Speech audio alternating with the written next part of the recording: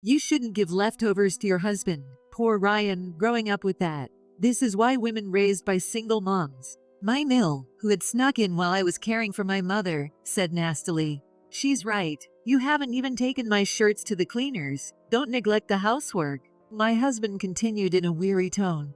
I responded with a trembling voice. I can't just leave her. She needs to be taken care of, and I'm the only one who can do it. Then my husband sneered and said, just leave the dying old hag alone, haha. Enraged by his words, I snapped back. How could you say such a thing? We're family. We need to help each other, and you could at least help out around the house. Then my Mill, looking down on me, said, help each other, huh? Even if we do help, there's nothing a thing a single mom like your mother could do for us, lol. At those words, I felt a rage that made me tremble. To be used and to belittle single-parent families, and then to hear such horrible things. I'll never forgive my husband and Mill. I'll make sure they see what I'm capable of. This is the story of the dreadful end for my husband and my Mill. My name is Cora. I'm 37 years old, and I've been married to my husband, Dylan, a 40-year-old company employee, for 15 years. We met through work as his company was a business partner of my company. Since our marriage, we both have continued working at our respective companies. I lost my father early and grew up in a single-parent household, so when Dylan proposed, I was thrilled at the prospect of building a warm family. My mother, who raised me, was delighted about our marriage, and we soon had our son, Ryan. Now Ryan is already in his second year of middle school. If you asked if we were living happily, the truth is, not really. I had a big problem. One day after work, my Mill called me. As usual, I couldn't just ignore it. Hello, what's the matter? Oh, Cora, could you go shopping for me right now? I just finished work, and I have other plans. Just do it. Go buy a box of candy bars. Got it? Oh, hey, Mill. The phone had already disconnected, and I sighed. This was not uncommon.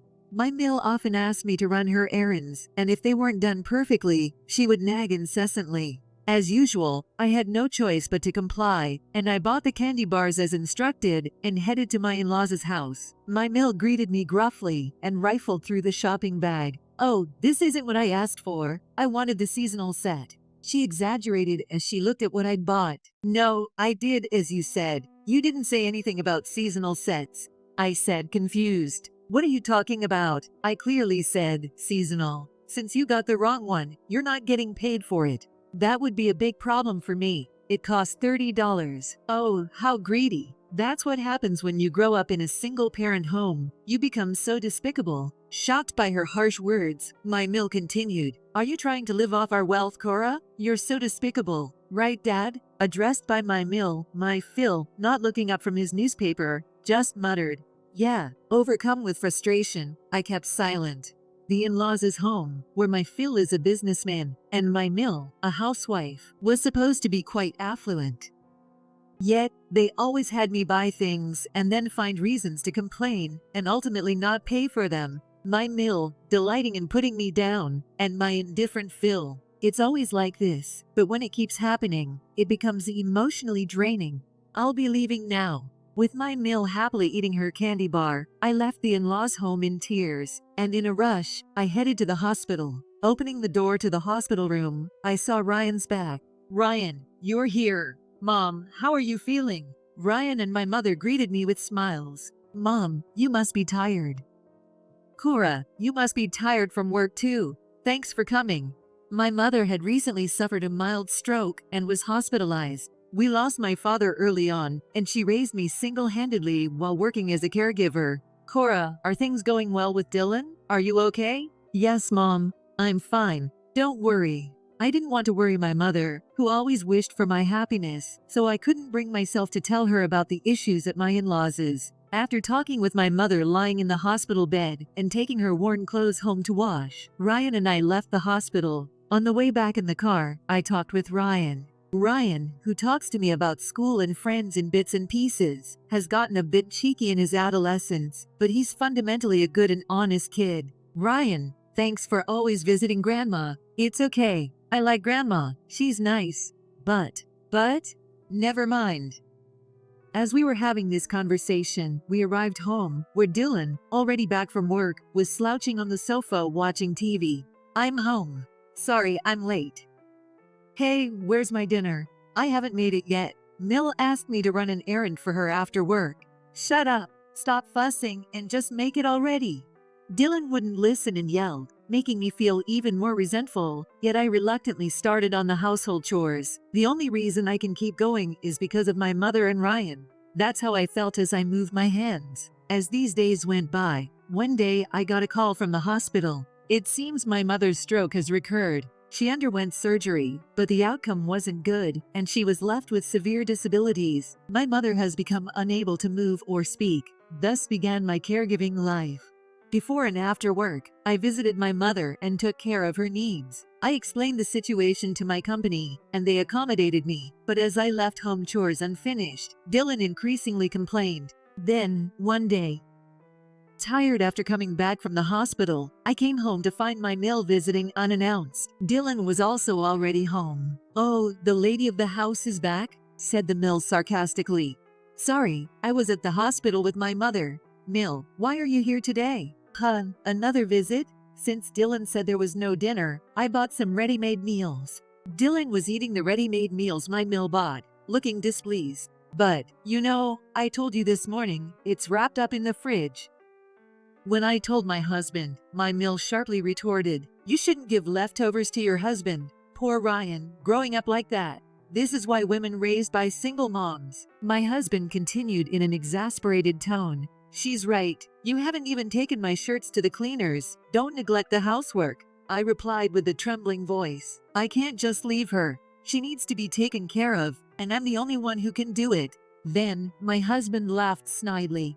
"Just leave that dying old hag alone, LOL. I snapped back at him. "How could you say such a thing? We're family, we need to help each other, and you could at least help out around the house." Then my Mill, looking down on me, added, "Help each other, huh? Even if we do help, there's nothing a thing a single mom like your mother could do for us, LOL. I was shocked and filled with a trembling rage at those words. "Just shut up and do the housework. I won't forgive you if this happens again." I nearly yelled back at my husband's words, but for my mom's and Ryan's sake, I couldn't retort back. I didn't want to worry my sick mother, and for Ryan's sake, I couldn't just irresponsibly try to divorce. In front of a smirking husband and Mill, I had to swallow my anger. A week later, my mom had another stroke again. Despite all efforts, she passed away. I clung to her in grief, crying, and Ryan also wept beside me, big drops of tears streaming down. My one and only mother.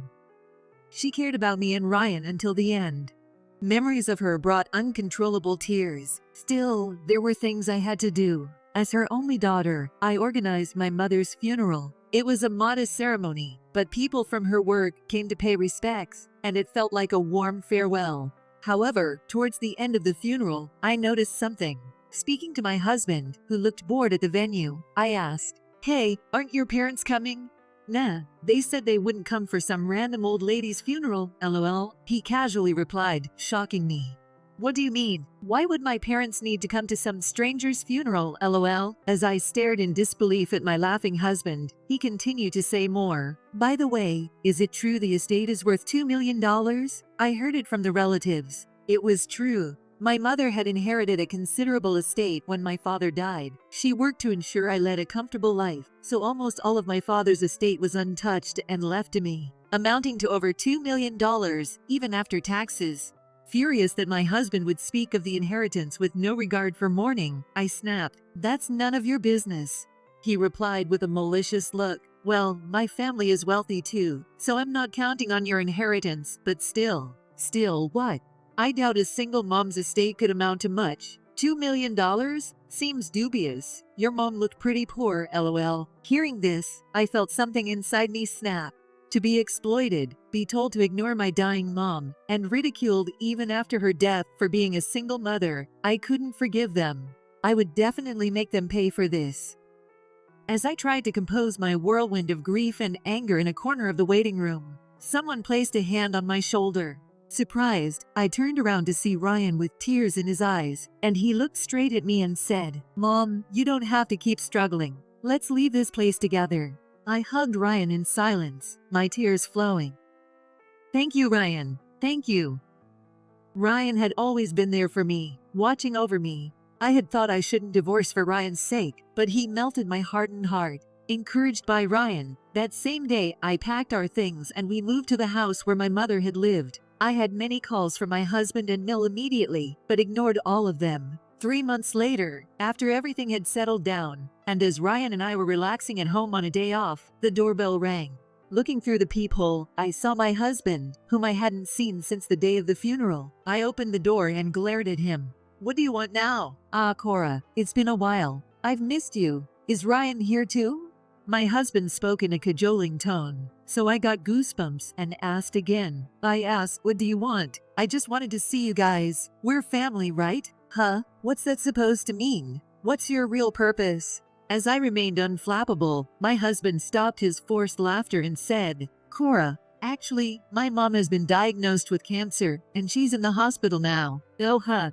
I responded, and my husband hurriedly continued, "She didn't have health insurance, and we can't afford the treatment costs. You got inheritance from your mother, right? $100,000. No, $50,000 would help." Looking up at me, my husband clasped his hands in front of his face, which irritated me, and I said, "Why? Your family is richer, aren't they? You shouldn't need to borrow money." "Well, Dad has some bad business debts. Now we're overwhelmed with repayments. Come on, we're family, right? Help us out." As my husband awkwardly averted his eyes, I retorted, Just leave the dying old hag alone, lol." For a moment, my husband looked shocked, but then he exploded in anger. "What the hell? How can you be so heartless? You witch. I'm just repeating what you said about my mom. Got a problem with that?" I answered calmly, and my husband's anger intensified as he yelled, "To say such things to your family. No, to your husband. I'll remember this." "Family? Husband? What are you talking about? We're not family anymore." "What?" As my husband looked dumbfounded, I thrust the divorce papers all filled out at him. "You showing up just saved me some trouble.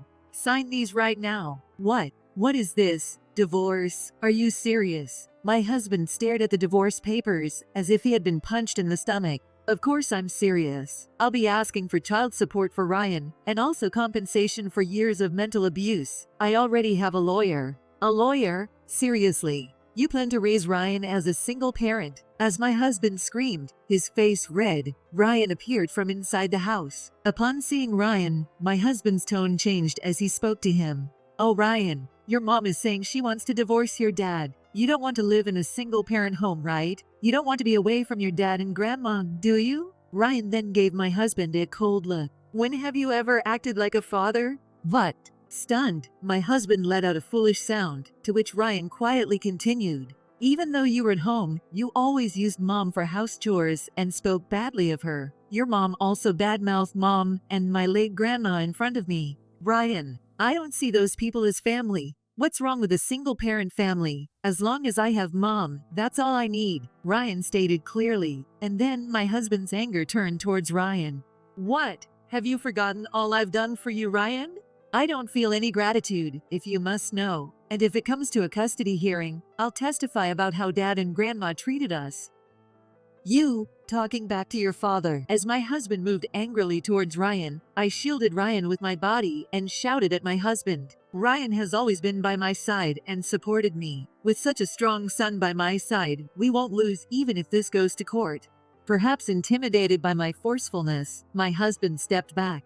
I took a breath and said, "Handle the rest through our lawyer. Don't come near us anymore." My husband was stunned as I handed my husband the lawyer's business card, and I firmly closed and locked the front door. He made a scene outside the door, yelling, "Open up," and "Please," for a while, but I ignored him, and he eventually quieted down and seemed to have left. After he left, I thanked Ryan, and he smiled and said, "It's okay, Mom. From now on, it's just the two of us. Let's do our best together." I nodded and held Ryan's hand that was on my shoulder. Since then, despite multiple calls from my husband and Mill, which I ignored, their attempts to contact us gradually decreased. 3 months later, I heard rumors that my husband had borrowed money from relatives to cover my Mill's medical expenses. Thanks to that, my Mill's illness was cured, but now the entire family at my in-laws is grinding away at work to repay the debts. My Mill, who had never worked, and my Phil, who had only acted high and mighty as a business owner, supposedly started working at a factory. My husband, whose previous earnings were insufficient, apparently took up a night job doing road construction. As for Ryan and me, we sold the old family home to ensure that my in-laws wouldn't visit and moved into a new apartment. Starting our new life, Ryan is eagerly helping with household chores, supporting me. From now on, I plan to live putting Ryan's happiness first, just like my late mother did.